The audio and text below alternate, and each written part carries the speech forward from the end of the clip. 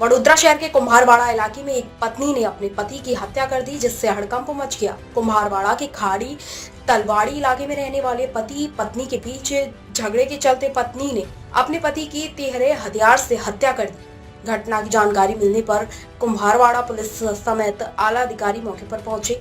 Police ने आरोपी मंजूबेन अमित देवी पूजक को मौके से ही हिरासत में ले लिया। घटना के बारे में एसीपी का बयान सामने आया है। જે ઘટના બની છે કુંભારવાડામાં શું ઘટના છે અને શું કાર્યવાહી થઈ આપણે?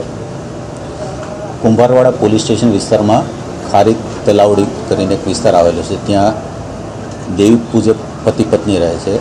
આજરોજ બપોરે 12 વાગ્યાના અરસામાં પતિ પત્ની ને જમવા બાબતે તકરાર થતાં પતિએ તેને કંઈ પત્નીને કપાળના ભાગે કંઈ મારેલું અને આવેશમાં આવી અને પત્નીએ તેને ત્રિકમના ઘા મારી દીધા પોતાના પતિને।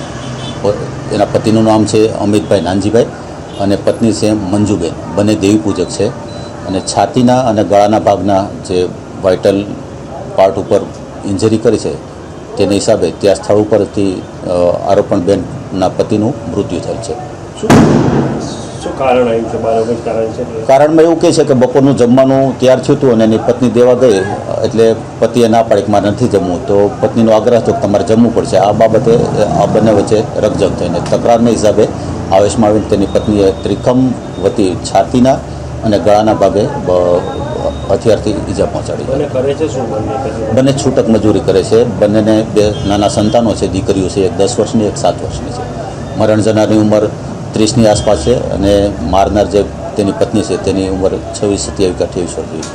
આરોપી પકડાઈ ગયો? હા, આરોપણ બેન સ્થળ ઉપર જ હાજર હતા અને તેને અત્યારે પોલીસે પોતાના કબજામાં લીધો છે।